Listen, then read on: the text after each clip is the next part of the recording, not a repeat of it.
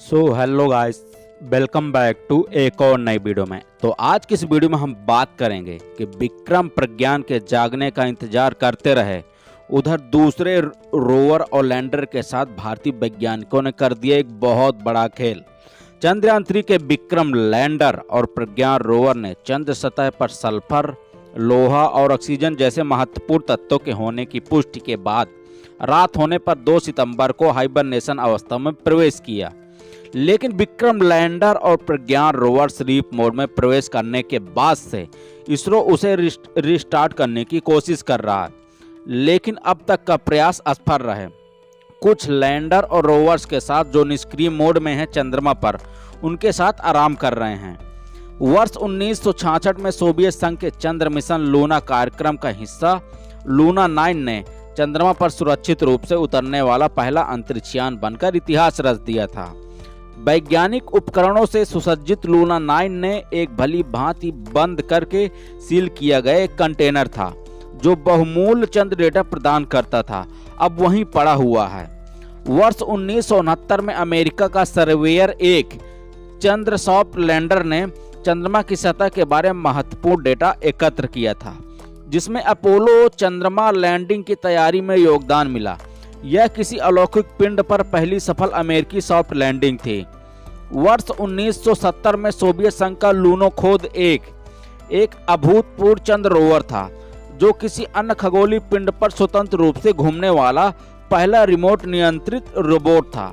यह आश्चर्यजनक रूप से 11 चंद्र दिनों तक संचालित रहा, जिसमें 10.54 किलोमीटर की दूरी तय की गई। वर्ष 1973 में सोवियत संघ के एक अन्य चंद्र रोवर लूनोखोद 2 ने चंद्रमा की सतह का बड़े पैमाने पर पता लगाया। इनमें विभिन्न प्रयोग किए गए, जिनमें सौर एक्सरे का अवलोकन करना और चंद्र मिट्टी का अध्ययन करना, चंद्र विज्ञान में योगदान देना शामिल था। वर्ष 2013 में चांद A3 मिशन के दौरान तैनात एक चीनी चंद्र रोवर U2 ने 1976 के बाद चंद्रमा पर पहली बार सॉफ्ट लैंडिंग की।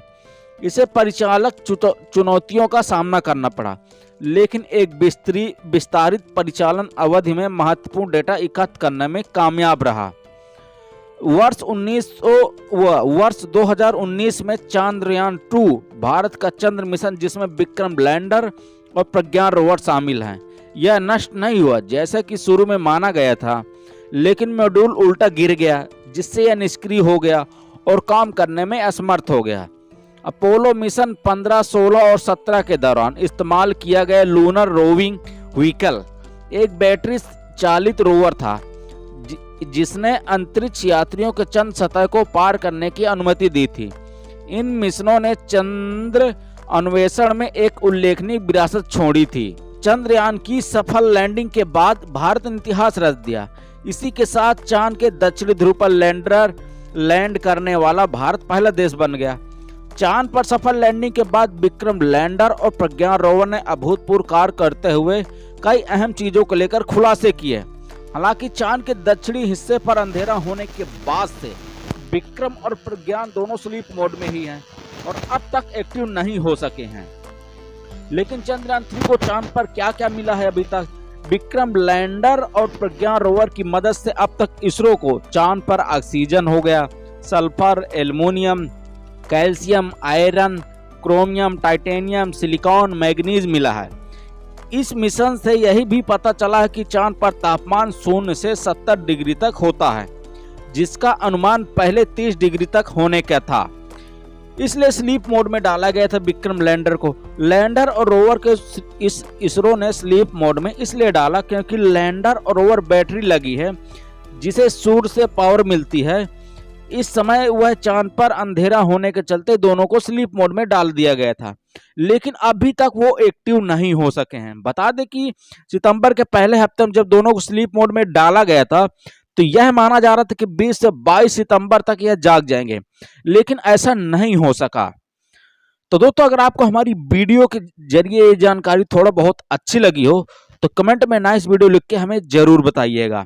धन्यवाद।